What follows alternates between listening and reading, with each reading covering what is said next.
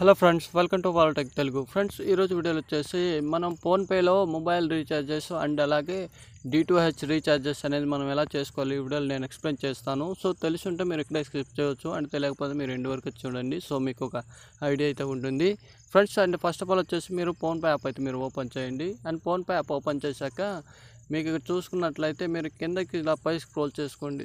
పైకి స్క్రోల్ చేసుకున్నాక ఇక్కడ చూసుకోండి. అండ్ మొబైల్ రీఛార్జెస్ అని ఉంది, అని పక్కనే మీకు DTH రీఛార్జెస్ అయితే ఉంది. సో నేను ఆరో మార్క్ తెలియదు మీకు చూపిస్తాను, ఇక్కడ చూడండి. సో మీరు ఇక్కడ ఏం చేయాలంటే ఇక్కడ మొబైల్ రీఛార్జెస్ అని కనిపిస్తుంది కదా, సో మీరు మళ్ళీ దాని మీద ట్యాప్ చేయండి.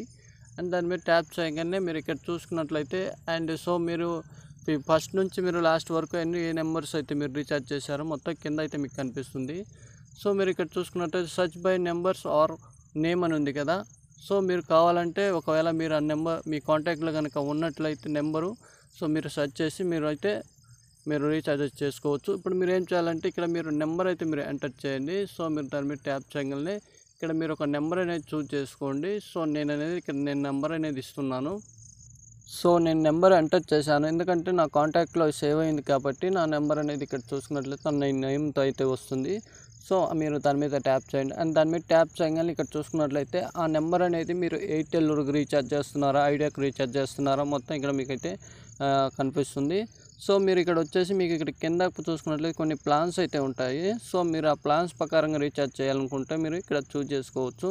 అండ్ ప్లాన్స్ అనే కాదు, ఇక్కడ స్మార్ట్ రీఛార్జ్ అండ్ అలాగే ఇక్కడ టాప్ టైము అండ్ సో మీకు నచ్చింది అనేది మీరు చూజ్ చేసుకొని అండ్ మీరు రీఛార్జ్ చేసుకోవచ్చు. సో నేను ఇప్పుడు ఏంటంటే నేను ఒక ఎగ్జాంపుల్ మీకు చూపించడం కోసం నేను ఒక 10 రూపీస్ అయితే చేస్తున్నాను. ఇక్కడ టాప్ టైం మీకు క్లిక్ చేయగానే మీరు ఇక్కడ చూసుకున్నట్లయితే మీరు ఇక్కడ లాస్ట్కి వచ్చేసాను.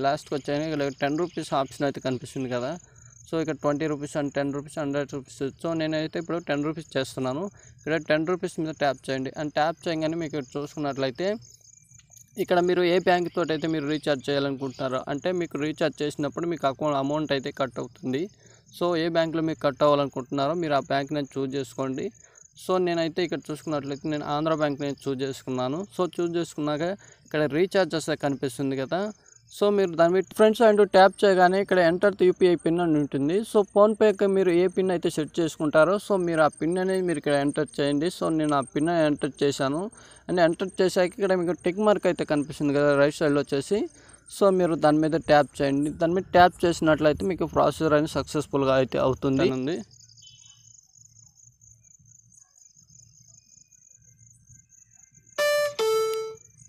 సో రీఛార్జెస్ అనేవి మనకు కంప్లీట్గా అయితే అయిపోయింది.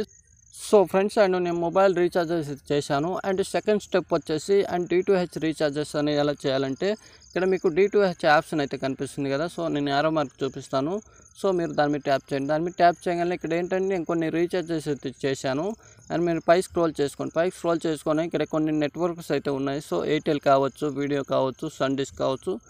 సో మీ డిస్కనెక్షన్ అనేది ఏదైనా చూజ్ చేసుకోండి. సో నేను అనేది వీడియోకాన్ సెలెక్ట్ చేసుకుంటున్నాను, ఎందుకంటే నాది వీడియోకాన్ కనెక్షన్ కాబట్టి. సో ఇక్కడ DTH అని కనిపిస్తుంది కదా. సో దాని మీద ట్యాప్ చేయగానే ఇక్కడ కస్టమర్ నెంబర్ అని ఉంటుంది. సో మీరు రీఛార్జ్ చేసేటప్పుడు మీకు కస్టమర్ నెంబర్ అయితే మీకు ఇక్కడ ఇచ్చే ఉంటారు కదా. సో ఆ నెంబర్ అని మీకు ఇక్కడ ఎంటర్ చేయండి. సో ఒకవేళ మీకు ఆ నెంబర్ తెలియకపోతే మీరు రిజిస్టర్ చేసుకున్న నెంబర్ తోటి ఇక్కడ చూసుకున్నట్టయితే 566777కి మీరు కాల్ చేసి ఆ నెంబర్ అనేది మీరు తెలుసుకోవచ్చు. అని ఇక్కడ వచ్చేసి నేను కస్టమర్ నెంబర్ అయితే నేను ఇక్కడ ఎంటర్ చేస్తున్నాను.